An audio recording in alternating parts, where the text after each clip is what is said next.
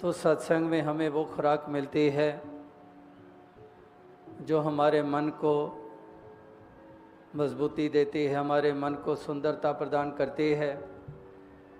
ऐसी संगति हमेशा से ही कल्याणकारी मानी गई है और ऐसों का संग ही एक वरदान माना गया है। और युगों युगों से संतों महात्माओं ने ऐसी संगत करने के लिए ये प्रेरणाएं दी हैं। तो आप भी इस सत्संग रूपी पहलू को जीवन में विशेषता देते हैं, इसीलिए अपने कदमों को इस तरफ बढ़ाते हैं जहाँ कहीं पर भी आवाज़ सुनाई देती है उस तरफ ही भक्तों के कदम बढ़ चलते हैं। और ऐसे धाम में जिसको सुख धाम कहा गया है, जहाँ हम जीवन की घड़ियाँ बिताते हैं और वही हमें महसूस होता है कि सबसे सुंदर घड़ियाँ सुकून और चैन देने वाली, एक आनंद प्रदान करने वाली घड़ियाँ, और जो सत्संग से हमें सीखने को मिलता है, जब उसको साथ लेके जाते हैं फिर वो सुकून और चैन वाली घड़ियाँ भी और लंबी हो जाती हैं। कहने का भाव यही है जो दास बात कह रहा था कि महापुरुष संत जन भक्तजन वो जो कुछ भी सत्संग में सुनते हैं और जो कुछ भी सत्संग में सुनाई देता है, ये आधारित होता है उस रोशनी के ऊपर, उस ज्ञान के ऊपर, उस बोध के ऊपर। और वो ज्ञान, वो बोध जो हमें मुक्ति भी प्रदान करता है, जिस ज्ञान के होने के बाद ही भक्ति को सही स्वरूप मिलता है। जिस तरह से हम निरंतर पढ़ते सुनते आ रहे हैं कि इस निराकार दातार के बोध के बगैर की हुई भक्ति भक्ति भी नहीं कहलाती है। वो भी एक जिज्ञासा हो सकती है, वो केवल एक प्राप्ति की इच्छा हो सकती है, वो केवल और अन्य प्राप्तियों के लिए वो की हुई क्रियाएं हो सकती हैं। लेकिन असल भक्ति की यात्रा आरंभ होती है एक सत्य का बोध हो जाने के बाद। तो इसलिए सत्संग में हमें यह भी सुनने को मिलता है कि वाकई ये उजाला हमारे जीवन में आया। तो यहाँ पर जहाँ ब्रह्म ज्ञानियों का एक ऐसा स्वरूप होता है, एक ब्रह्म ज्ञानियों की संगति जिसको हम कहते हैं, ये वास्तविकता में उस ज्ञान रूपी रोशनी के ऊपर आधारित होती है। एक इस रोशनी को समक्ष रखकर, इस ज्ञान को समक्ष रखकर ही कहा सुना जाता है। कहने वाले भी इस ज्ञान को समक्ष रखकर कह रहे हैं और सुनने वाले भी, जिनको खुद को भी यही बोध है, वो भी इस ज्ञान रूपी कसौटी को सामने रखकर, ये ज्ञान रूपी ज्योत को सामने रखकर ही सुन रहे हैं। ये कहना और सुनना, ये मनन दोनों तरफ हो रहा है। और इस प्रकार से अगर भक्ति की भी बात कर रहे हैं तो उसमें भी फिर एक ज्ञान को समक्ष रखा जाता है। एक केवल अंधेरे में तीर नहीं चलाए जा रहे हैं, एक ज्ञान को समक्ष रखकर ये सब कुछ कहा सुना जा रहा है। अगर सिफ्त की जा रही है तो ज्ञान मिला है, तो उस ज्ञान के आधारित ये सिर्फ शलाघा की जा रही है। इस परमात्मा ईश्वर निराकार के गुणगान किए जा रहे हैं। इसी प्रकार से ये ज्ञान ज्योत जगी है, इसलिए गुरसिक के प्रति आदर सत्कार का भाव मन में बन रहा है। ये ज्ञान की ज्योत जगी हुई है, इसलिए एक समर्पण भाव ये प्रबल हो रहा है। तो इस तरह से कहने का भाव यही है कि भक्त महापुरुष संत जन वो लगातार इसी प्रकार से अपने आप को ढालते चले जाते हैं इस सांचे में, ज्ञान के सांचे में, गुरमत के सांचे में, एक भक्ति के सांचे में। ये इस प्रकार से अपने आप को ढालते चले जाते हैं और इन सांचों में जब जीवन ढल जाता है तो एक सुंदर स्वरूप बनता है। क्योंकि सांचा इतना सुंदर है, सांचा इतना मजबूत है कि इस सांचे में जो कुछ भी ढलेगा वो सुंदरता को स्वरूप बनेगा।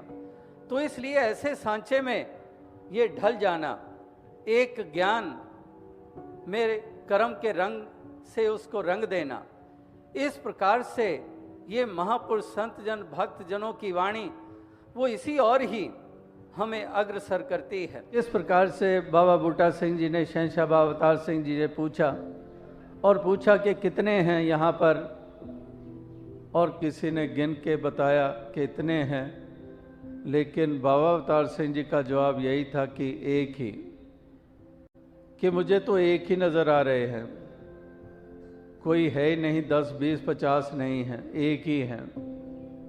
मुझे वो शरीरों से आगे नज़र आ रहा है, वो ज्योत नज़र आ रही होती है।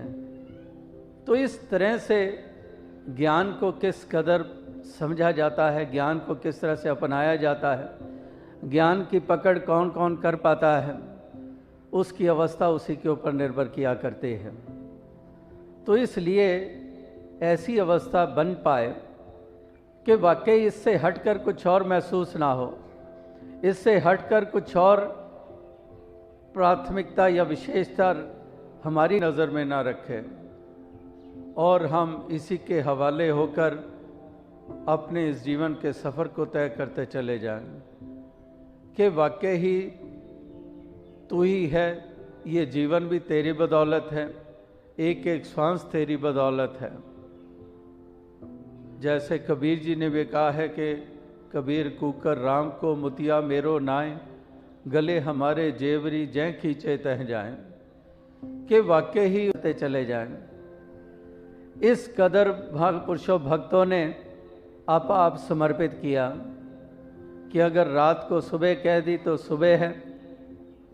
ये इस प्रकार से ऐसी एक अवस्था ये हर किसी की नहीं होती है, क्योंकि वो आप समर्पित कर चुके, इसलिए वो ना सूरज चढ़ने को दिन मान रहे हैं, ना सूरज ढलने को रात मान रहे हैं। वो तो उसी के साथ जुड़े हुए हैं जिधर इशारा आ रहा है। इस प्रकार से ये संतों महात्माओं की एक अवस्था ये युगों युगों से, इसलिए वो इससे प्रीत अपनी बनाते चले जाते हैं, इससे अपनी प्रीत निभाते चले जाते हैं। आठों पहर इसी के साथ अपना नाता जोड़े रखते हैं, हर हाल में जोड़े रखते हैं। चाहे कैसी भी जीवन में घड़ियां आ जाएं, वो इसी को विशेषता देते चले जाते हैं। जीवन में उतार आते हैं, चढ़ाव आते हैं, एक रस, ये हर पल अपने जीवन का इसी को समर्पित करते हैं। ये चाहे कैसे भी समय आ जाते हैं, ये मालिक के साथ अपना नाता तोड़ते नहीं हैं, ये इसको हमेशा विशेषता दिए चले जाते हैं। तो हर हाल हर वेले हर हाल दे अंदर करदा रब दा शुक्र शुक्र, कि हर वेले हर हाल दे अंदर, कि हर वेले मतलब कि हर वक्त और हर हाल, कैसे भी समय कैसी भी घड़ियां, करदा रब दा शुक्र शुक्र। तो इस प्रकार से ये संतों ये महत्ता इसीलिए है संसार के तुल्य।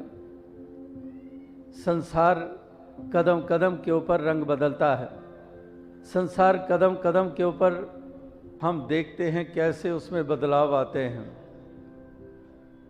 क्योंकि उसका आधार वो अपने आप में बदलने वाला होता है। एक आधार जो भक्त लेते हैं वो बदलने वाला नहीं होता है। एक टेक, एक का ही विश्वास, ये इसी को ही हमेशा अपनाए रखते हैं। जो अडोल है उसी की टेक, उसी का आधार, जो अडोल है, जो कायम रहने वाला है, जो डुलायमान नहीं है, जो आता जाता नहीं है, भरोसा इसी पे ऊपर विश्वास इसी की टेक लिए रखता है कि वाकई ही इसका दामन, जैसे कबीर जी ने कहा कि राम ना छोड़िए तन धन जाए ता जाए, कि इस राम को नहीं छोड़ते हैं, सरी को नहीं छोड़ते हैं, इसका दामन हमेशा थामे रखते हैं। केवल और केवल एक सच्ची प्रीत जिसकी होती है, वो ही वास्तविकता में बेगर्ज ये प्यार करते चले जाते हैं। वही हैं जो हर हाल में इसी को विशेषता देते चले जाते हैं, इसी को प्रधानता देते चले जाते हैं, क्योंकि संसार और दुनिया खुद इस तरह से जीता है, इस तरह की उसकी अपनी भक्ति होती है, इसलिए भक्तों को भी डुलायमान करने की कोशिश करते हैं, भक्तों में भी शंका पैदा करने की कोशिश करते हैं। कई भक्त महापुरुष संत मिलते हैं जिनके अपने ही रिश्ते नाते रिश्तेदार वही एकदम से संशय सामने रखने वाले आ जाते हैं, डुलायमान करने के लिए सामने आ जाते हैं कि तुम इस तरह से ऐसा हो गया, तो उन भक्तों को भी डुलायमान करने की कोशिश करते हैं, क्योंकि खुद वो भक्ति उनकी अपनी इस तरह पे आधारित है कि अगर प्राप्तियां हैं तो महत्ता है, और अगर प्राप्तियां नहीं है तो फिर उनके अपने जब मन नहीं खड़े होते तो औरों के भी डुलायमान करने की कोशिश करते हैं, क्योंकि उनके पैमाने यही हैं। लेकिन भक्तों का ये पैमाना हरगिज कभी नहीं रहा है, ना कबीर जी के लिए रहा, ना किसी और के लिए रहा। वो तो इसी को ही कर्ता मानकर, इसी को कर्ता जानते हुए, इसी को ही समर्पित हुए रहे, वो उन्होंने निभाई। ये इसी को सच्ची प्रीत कहा है, एक सच्चा प्रेम इसी को कहा है। वही बात जो अभी पढ़ी गई पंक्ति कि बेगर्ज ला गर्ज जो है वही सच्ची प्रीत होती है। गर्ज दियाँ बुनियादा ते जो टिका है वो प्यार नहीं, जो गर्ज की बुनियादों के ऊपर टिका हुआ है वो कभी प्यार हुआ ही नहीं है, उसको प्यार माना ही नहीं जाता है। और अगर मालिक खालिक के भी साथ भी प्रीत की बात हो तो वो भी अगर गरज के कारण है तो वो प्रीत नहीं है। बेगर्ज जिना दी उल्फत है वो नमाज दी कीमत नहीं मांगते, कि वाकई ही वो नमाज की कीमत नहीं मांगते हैं। वो ला गर्ज, वो बुनियाद जो है वो गर्ज वाली बुनियाद नहीं है, वो बुनियाद है, वो सच्ची प्रीत मानी जाती है। जो मीरा भी अपनी प्रीत निभाती है, चाहे अपने सखी संबंधी ही जहर के प्याले भेज रहे हैं, बदनाम कर रहे हैं, लेकिन वो कायम है, वो अपने मार्ग पर कायम है, वो अपने विश्वास के ऊपर कायम है, वो अपनी प्रीत के ऊपर कायम है, उससे कभी भी कदम डगमगाने नहीं दे रही है। आप भी अडोल रहे, दूसरों को भी अडोलता देते चले जाते हैं। आप भी विश्वासी बनते हैं और आप खुद पक्के होते हैं, औरों को भी परिपक्वता प्रदान करते हैं। इसीलिए शहंशाह बाबा अवतार सिंह जी के वचन के पक्कों के साथ नाता जोड़े रखे, कच्चियां दे नाल मिलो ना, दुनिया लख भुलेखे पावे, अपनी थां तो हिलो ना। ये शहंशाह बाबा अवतार सिंह जी के वचन, जिनके अपने जीवन में कितने कितने ऐसी रुकावटें आईं, तो वही उन्हीं के वचन हैं कि वाकई ही पक्कों के साथ मिले। जहाँ से दास ने बात आरंभ की, सत्संग का महत्व, संतों का संग, जो वाकई ही इसके ऊपर टिके हुए हैं, सेवा में समर्पित हैं, तन की सेवा कर रहे हैं, धन की सेवा कर रहे हैं, हमेशा मन में शुभकामनाएं करते हैं, उत्साहित रहता है मन। जिस लिए अभी भी 2 दिन के बाद अभी भी अनाउंसमेंट हुई कि किस तरह से ये समाज के प्रति भी अपना उत्तरदायित्व तो समझते हैं, और जिनका स्वभाव ही बन चुका है दूसरों के काम आने का, सेवा करने का। ये नाना प्रकार के योगदान दे रहे हैं, कहीं साफ सफाई के अभियानों में योगदान दे रहे हैं, स्वच्छता अभियानों में योगदान दे रहे हैं, कहीं पर अपना रक्त रूपी दान दे रहे हैं, परोपकार के कार्यों में योगदान दे रहे हैं, समागमों में जा रहे हैं, सत्संग में जा रहे हैं, उसके प्रति सेवा कर रहे हैं, वर्दियां पहनकर कर रहे हैं। तो किस प्रकार से ये एक दूसरों के प्रति काम आने के जज्बे के सत्संग से ही प्रेरणाएं मिली सेवा करने की, और इसलिए महापुरुषों का संग मिला, उत्साह मिले सेवा करने के प्रति भी समर्पित, तन मन धन करके सेवा कर रहे हैं, और इस निरंकार का सुमिरन, इसका एहसास साठों पहर करते हुए इस जीवन के सफ़र को तय कर रहे हैं। तो वाकई ऐसे भक्तों के ऊपर ही एक बलिहार जाओ जो शब्द हम सुनते हैं कि वाकई ही उनके ऊपर बलिहार जाते हैं जो वास्तविकता में इस प्रकार का जीवन जी पाते हैं, जो जीवन के सफ़र को इस प्रकार से तय कर पाते हैं, उन्हीं के ऊपर बलिहार जाऊं, ये गुरु भी कहता है। तो आओ साथ संगत, यही अरदास, यही प्रार्थना कि दातार कृपा करे कि सभी को ऐसी तौफीक दे, सभी को ऐसी शक्ति दे, ताकि सभी इस कदर अपने इस जीवन के सफ़र को तय कर पाएँ। आओ साथ संगत, इसीलिए महापुरुष संत जन हमेशा माने गए हैं कि ये आगे बढ़ने वाले होते हैं, ये प्रोग्रेसिव होते हैं, ये इस कदर अपने कदमों को आगे बढ़ाते चले जाते हैं, ये